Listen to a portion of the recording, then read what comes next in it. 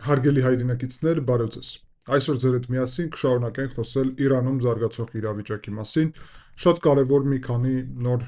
զարգացում է տեղի ունեցել, փոփոխություն եւ ժամեր առաջ կարելի ասել, որ Միացյալ Նահանգները արդեն լրջագույն հարված հասցրեցին, որը նկարագրել են Միացյալ Նահանգների նախագահ Դոնալդ Տրամպը ինչպես Մերձավոր Արևելքի պատմությունում ամենախոշոր եւ հզոր հարվածը, եւ այդ հարվածը տեղի ունեցել կոնկրետ ամենակարևոր կետում նաեւ Իրանի Խարգ կղզիում։ Այդ կղզին գտնվում է ուրեմն Պարսից ծոցում, այդտեղ հյուսիսային հատվածում, Իրաքի եւ Քուվեյթի սահմանից ոչ այդքան հեռու, իրանական հատվածում եւ այդտեղ գտնվում է Իրանի նավթի արտահանման հնարավորությունների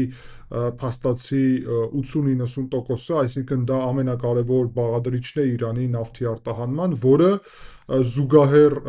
ամեն ինչի պետք է ասել, որ Իրանի տնտեսության հիմքն է եւ նավթն է, որ պահում է նաեւ իրանական պետությունը,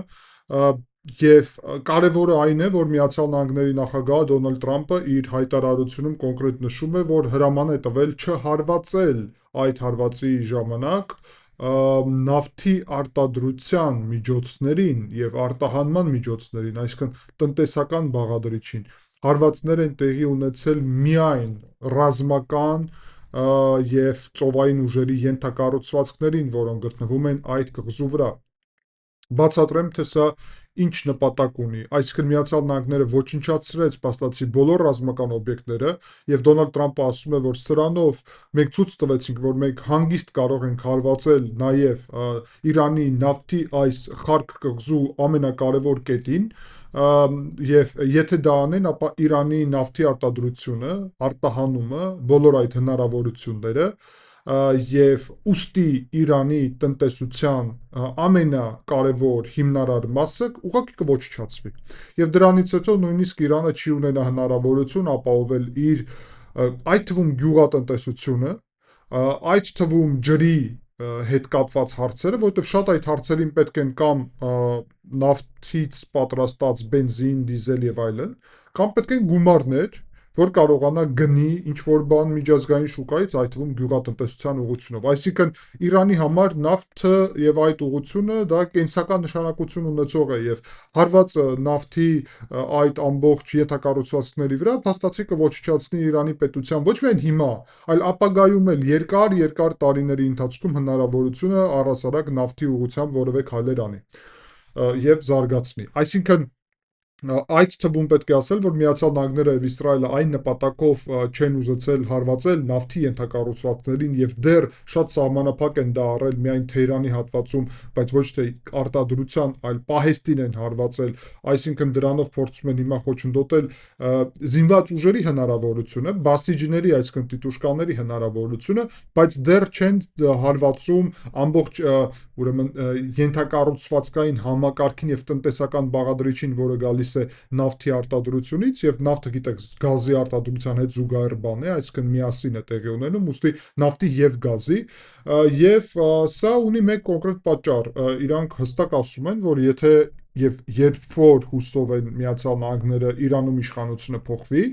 ապա դրանից հետո իրանական պետությունը, որ վերականգնվի, իրեն պետք է եկամուտ, իսկ եկամուտը առաջի հերթին պետք է գա հենց նավթից, որովհետև դա է հիմնական աղբյուրը եկամուտի իրանական դեպքում, այսինքն երկար ժամկետում, երբ նայում են Ամերիկան եւ Իսրայելը, ապա նավթի ենթակառուցվածքների ոչնչացումը կարող է շատ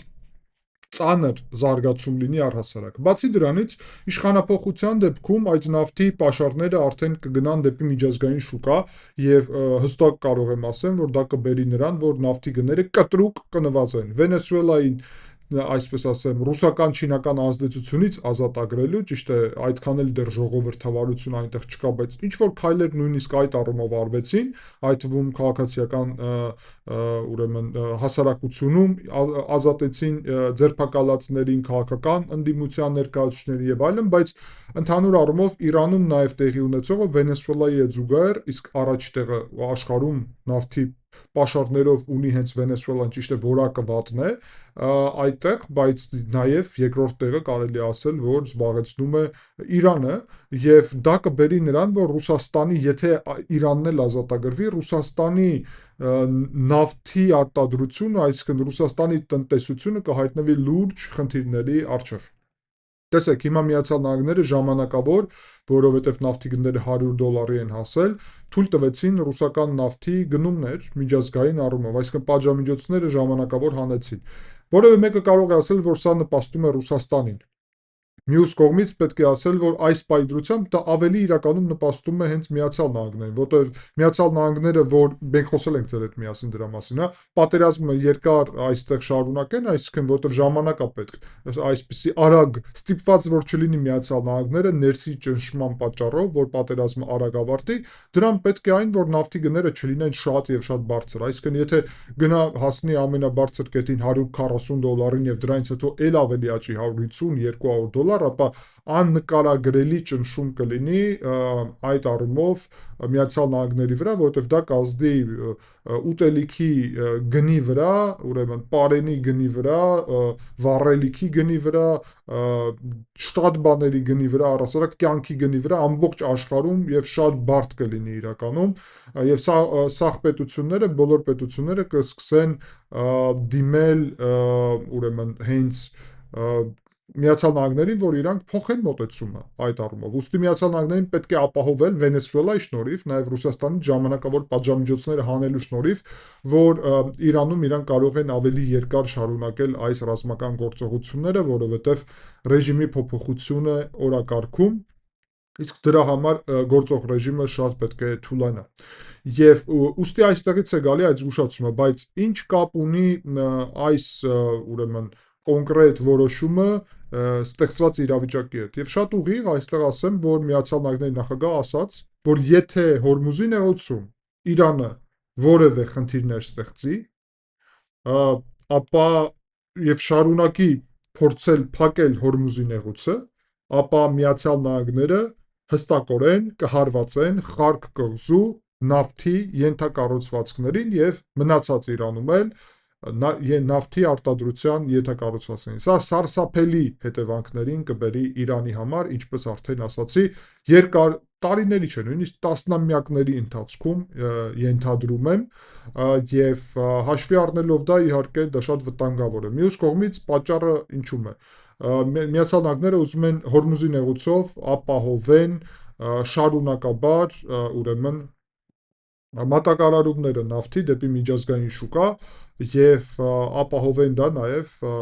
այն նպատակով, որ նավթի գները կայուն լինի, այսինքն այդ ծրագիր խելագարի մասին, որի մասին մենք խոսեցինք, որը Իրանը ունի, դրա դեմ է ուղղված իրականում այս կոնկրետ քաղաքականությունը եւ այս կոնկրետ քայլերը։ Մենք ձեր հետ միասին, հարգելի այնակիցներ, նայեք, արեք նաև մի փոքր վերլուծենք, տեսնենք, թե ինչ է տեղի ունենում այս պայծրությամբ Մերձավոր Արևելքում, կարծում եմ դա շատ կարևոր է, մինչև այդտեղ անցնելը ուղղակի կարճ հիշեցնեմ ձեզ, որ դուք կարող եք աջակցել ալիքին լայքելով այս վերլուծությունը, ինչը շատ կարևոր է, գրելով ձեր մեկնաբանությունները, բաժանորդագրվելով, միանալով ալիքին, այդտեղ կա անուն Գեորգի Թումասյանի անունի կողքը, ուրեմն այսպիսի կոճակ, որով կարող եք միանալ ալիքին, դառնալ ալիքի անդամ, կամ ուրեմն մեկնաբանություններում, առաջին մեկնաբանությունում կթողնեմ հղումը, որի շնորհիվ ուրեմն արևմուտքում ապրող մեծ մասամբ մեր հայրենակիցները կարող են նաև միանալ ալիքին եւ ստանալ հավելյալ նաև վերլուծություններ եւ դրանով աջակցել ալիքի գործունեությանը։ Շնորհակալ եմ հարգելի այնակիցներ, բոլորին ով դա արդեն արել է եւ անում է եւ անցնենք առաջ։ Պետք է ասել, որ 2 ժամ առաջ, իսկ հիմա Երևանի ժամով 9:40 է, մարտի 14-ն է, 2 ժամ առաջ Դուբայի վրա եւս նոր ԱԹՍ-ների հարված է տեղի ունեցել, բայց սահմանափակ է եւ պետք է ասել, որ նվազել են հարվածների այս պայծրությամբ մակարդակը։ 2 ժամ առաջ նաեւ, այսինքն մոտավորապես ժամը 7-ին առավոտվա հարվածներ են տեղի ունեցել Քաթարի ուղղությունով, բայց այս դեպքում կոնկրետ բալիստիկ հրթիռ ինչքանով հասկանում ենք եւ Քաթարի իշխանությունները հայտարարել են, որ հակաօդային պաշտպանությունը կարողացել է խոցել այդ բալիստիկ հրթիռները։ Նաև հարվածներ կան Քուվեյթի ուղղությամբ, ԱԹՍ են այդտեղ նաև խոցել, բայց պետք է շատ ուղիղ ասեմ, որ խոսքին Բահրեյնում եւ Սաուդյան Արաբիայում վերջի օրերի ընթացքում լուրջ հարվածներ չկան, առնվազն վերջի մեկ օրվա ընթացքում, այսպես ասեմ, եւ հիմա այս փոքր հարվածները Դուբայի, Միացյալ Արաբական Էմիրությունների, Կատարի եւ Քուվեյթի ուղղությունով շատ սահմանափակ են։ Շատ ուղիղ ասեմ, որ շատ իրոք սահմանափակ են եւ Իրանի հնարավորությունները ակնհայտորեն գնում եւ նվազում է, ինչու շնորհիվ է նվազում, Միացյալ Նահանգները եւ Իսրայելը Իրանի միշտ օթում են եւ այդտեղից հենց որևէ տեղից կրակում են, իրանք ֆիքսում են եւ հարվածում են այդ տեղերին, այսինքն կամաց ոչնչացնում են այդ կրակելու հնարավորությունները, իսկ բալիստիկ հրթիռներ առանց այդ սահմանափակ քանակի կրակելու մեքենաների դու չես կարող կրակել, ինչքան էլ բալիստիկ հրթիռ չունենաս, այսինքն դա բերում է նաև այդ իրավիճակին 8 ժամ առաջ, այսինքն գիշերվա մոտ ժամը 1-ին մեր ժամով, դեպի Իսրայել նաև հարված են փորձել հասցնել եւ ինչքանով հասկանում եմ, խոցել է դա այդ հնարավորությունը, այսինքն Իսրայելը կարողացել է ինքնապաշտպանվել։ Դոնալդ Թրամփը նաև հայտարարել է, որ մերժել է իրանական ուրեմն հարստացված ուրանը, որ փոխանցեն Ռուսաստանին, դա կարևոր նաև հայտարարություն է, այսինքն Միացյալ Նահանգները պահանջում են, որ իրենց փոխանցեն, որովհետև տեսեք, եթե Ռուսաստանին փոխանցելու մասին է խոսքը, Վլադիմիր Պուտինն էր դա առաջարկել, ապա Պուտինը եւ Ռուսաստանը կարող են ասեն, այո, մենք ստացել ենք այդ հարստացված ուրանը, բայց իրականում ոչ։ Կամ ուղղակի վստահելի չի, որովհետև հետ կարա Ռուսաստանը այդ հարստացված ուրանը։ Այդ հարստացված ուրանը, եթե միջև վերջ հարստացվի եւ լինի այդ բալիստիկ հրթիռներում, որը Իրանը կրակում է խոսքին Իսրայելի դեմ, ապա համարեք, որ Իսրայելը արդեն միջուկային հարված տակ կհայտնվեր։ Այո, եւ իսրայելական պետությունը Իրանը ոչնչացնելու օրակարգ ունենար իրանց կրոնական, ֆունդամենտալիստական, ֆանատիկ այս կարծիքների եւ մոտեցումների պատճառով, որոնք ոչ միայն կոնկրետ ուղղված են Իսրայելի պետության եւ հրեաների դեմ, մենք սա պետք է շատ լավ հասկանանք, այլ Իսրայելը այստեղ ունի կարևորագույն Միացյալ Նահանգների դաշնակցի դեր եւ վերահսկում է ամբողջ Մերձավոր Արևելքում, որ այստեղ արաբական պետությունները միասին ինչ որ մեկ արաբական պետություն չձևավորեն, 24 արաբական պետություն գոյություն ունի, Իսրայելն էլ մեջտեղում այդ պետությունների։ Իսլամական աշխարհը, որ օրակարգ չունենա, քաղաքական առումով միավորվի, որովհետև մենք առնվազն հայ ժողովուրդը ունենք պատմություն եւ գիտենք ինչ է նշանակում, երբ արաբները եկել են եւ գրավել էին Հայաստանը, Վրաստանը այդ թվում, այո, երբ Իրանն էր գրավել Հայաստանը եւ Վրաստանը, հիշեցնեմ այստեղ նաեւ բնակեցման քաղաքականությունը, երբ շիա ադրբեջանցիքին օգուզների տոհմերից ծագում ունեցող իրանք այսօրվա Թուրքմենստանի տարածքից բերում նաեւ բնակեցնում էին Հարավային Կովկասում, կոնկրետ դա անում էր Իրանը, որովհետև իրանց համար շիաների բնակեցումը այստեղ ավելի կարևոր էր, քան հայերի, քրիստոնյա հայերի, այսինքն տրամաբանությունը կրոնական էր նաև։ Բացի դրանից առհասարակ նույն թյուրքական մոտեցումներն էլ շատ դեպքերում կրոնական խնդիրներ, այսինքն մեր նախնիները Օսմանյան կայսրությունում, այսինքն իսլամական պետությունում նաև այդ խնդիրներն են ունեցել կրոնական, եւ չմոռանանք, որ հայերի մեծ մասը լքեց Իրանը եւ այսօր Լոս Անջելեսում, որտեղ որ ես նաեւ եղել եմ եւ հիշում եմ շատ լավ, որ առանձին համայնք կա հայերի Իրանից, այսինքն կոնկրետ ժամանակ կար, երբ դեպի Միացյալ Նահանգներ հոսք տեղի ունեցավ եւ հենց 1979 թվականին, երբ սովետական միությունում էր դեր Հայաստանը եւ փակ էր սահմանները, Իրանի հայերը գնացին Լոս Անջելես եւ Ամերիկա առհասարակ, բայց Լոս Անջելեսում ուղղակի այդպիսի կառույց նաեւ կար առանձին իրանական հայերի։ Եվ այստեղ կա կոնկրետ հարց, բա ինչու՞։ Որովհետեւ Իրանում ձևավորվեց իսլամական պետություն, որը կրոնը դրեց իր հիմնասյունում եւ գաղափարախոսություն այդպիսի ձևավորեց։ Եվ սա շատ կարեւոր է, որ մենք ձեր հետ միասին հասկանանք, այսինքն այստեղ Իսրայելի հարց չէ։ Այստեղ Մերձավոր Արևելքի ապագայի հարց է, այստեղ մարդկության ապագայի հարց է եւ Միացյալ Նահանգներն է, ավելին ձեզ ասեմ, Իսրայելը շատ դեպքերում վտանգված է հայտնվում այս իրավիճակով, Միացյալ Նահանգներն է, որ այս քաղաքականությունը այստեղ ունի, որովհետև չի ուզում թույլ տալ, որ նորից այստեղ կայսրություններ ձևավորվեն Մերձավոր Արևելքում։ Կլինի դա արաբական կայսրություն, պարսկական կայսրություն, թուրքական կայսրություն եւ այլն։ Նույն Հայաստանի դեպքում թրիփի պատճառով ինչու է Միացյալ Նահանգները ներգրաված, որովհետև եթե չլիներ ներգրաված, Ադրբեջանը եւ Թուրքիան ուզում էին միջանցք, իսկ թրիփը միջանցք չէ, որովհետև Թուրքիա եւ թուրքական աշխարհի ինտեգրումը Միացյալ Նահանգների համար կարևոր է, որ թուրքական նոր կայսրություն ձևավորման օրակարգով չգնա եւ Հայաստանը այդ առումով շատ կարևոր դեր ունի, դա պետք է միշտ հիշել։ Հիշեցնեմ ձեզ նաեւ, որ երեք նորից Իրանից հարված է տեղի ունեցել, որը խոցվել է Թուրքիայի օդում եւ մեծ հավանականությամբ դա ուղղված չէր Թուրքիայի դեմ, այլ Կիպրոսի դեմ էր ուղղված, ինչքանով հասկանում եմ, բայց ամեն դեպքում Թուրքիայի օդում է խոցվել ՆԱՏՕ-ի հակաօդային պաշտպանության համակարգների միջոցով եւ իհարկե շատ մտահոգված են կոնկրետ թուրքերը այս իրավիճակով, որ հարվածները իրենց դեմ շարունակվում է։ Եվ դեսպանին են նաև կանչել, դեսպան ասել մենք Թուրքիային չէինք հարվածում, նաև պետք է ասել, որ Թեհրանի ուղղությունով հարվածները շատ լուրջ են, որտեղ որ հոսանքի հետ խնդիրներ կան առհասարակ եւ հետաքրքիր է, որ ասեմ ձեզ, որ խոցվել է երեք մեկ ամերիկյան KC-135 Strato տանկեր ինքնաթիռ, որը լիցքավորման ինքնաթիռ է, մնացած ավելի թեթև ինքնաթիռների համար։ Միացյալ Նահանգները հստակ ասում են, որ դա չի եղել որևէ ուժի գործունեության հետևանքում, այսինքն Իրանը չի կամ որևէ մեկը, որ խոցել է, նույնիսկ իրանց դաշնակիցները միամիտ չեն խոցել, ինչ որ մի բան է տեղի ունեցել կոնկրետ օդում, կա հավանականություն նրա, որտեղ երկրորդ ստրատոտանկերն էլ ունեցավ խնդիր եւ վայրեջք միանգամից կատարեց, կարող է իրար հետ օդում մի ձև խնդիր են ունեցել, այսինքն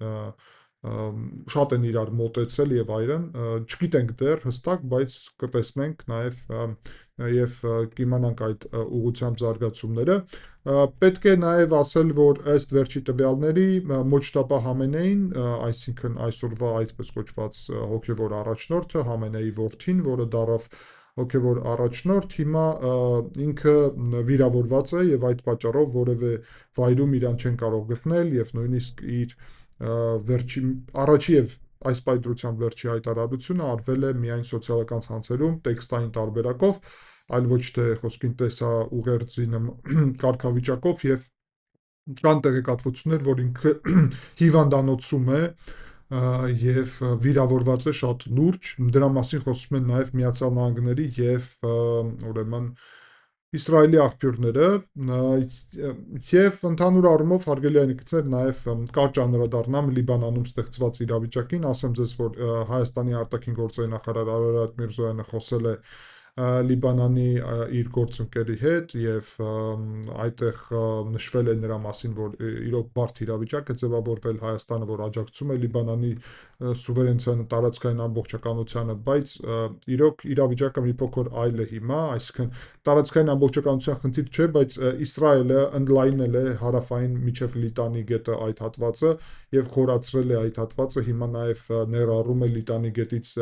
եւս դեպի հյուսիս, հարյուրավոր հազար մարդիկ, քաղաքացիներ ստիպված են եղել լքել այս շրջանը, Իսրայելը ակնհայտորեն եւ բարձրաձայն ասաց, որ բոլորից պահանջում է, որ լքեն շրջանը, որովհետեւ այդտեղ սկսելու է ցամաքային գործողություններ եւ այս պայծրությամբ Կիրիաթ Շմոնայից հյուսիսում արդեն լրջագույն ձևով Իսրայելը խորացել է մի քանի կիլոմետրով դեպի Լիբանանի տարածք, այս պայծրությամբ նաև ուրիշ հատվածներում էլ է խորացած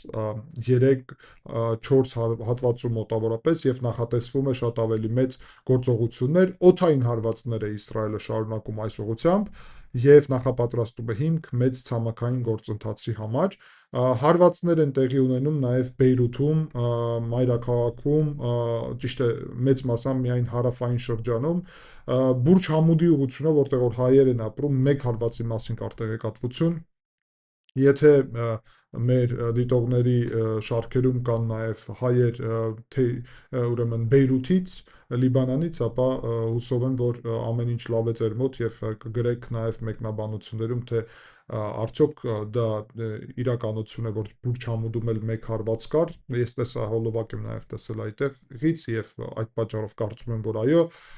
բայց ամեն դեպքում լավ կլինի, որ մեկնաբանություններում նաև դա գրեք։ Հարվածները Դահիայի շրջանում, հարավում Բեյրութի, որտեղ որ շիաներ են ապրում եւ որտեղ որ կարելի է ասել գտնվում է Հեզբոլահը նաև այդ տերորիստական խմբավորումը, շարունակվում են եւ Իսրայելը ակնհայտ է, որ պատրաստվում է ել ավելի ընդլայնել ցամաքային գործընթացները այս պահի դրությամբ։ Ընդհանուր առումով իրավիճակը ուրիշ շրջաններում այս պայծրությամբ կայուն է, ռազմական գործողությունները շարունակվում են եւ մենք ձեր հետ միասին անպայման կհետևենք բոլոր զարգացումներին, այդ թվում փոփոխություններին։ Շնորհակալ եմ հարգելի այնկիցների ուշադրության համար, չենք մոռանում լայքել եւ բաժանորդագրվել եւ միանալ անդամակցել ալիքին, կհանդիպենք, ցտեսություն։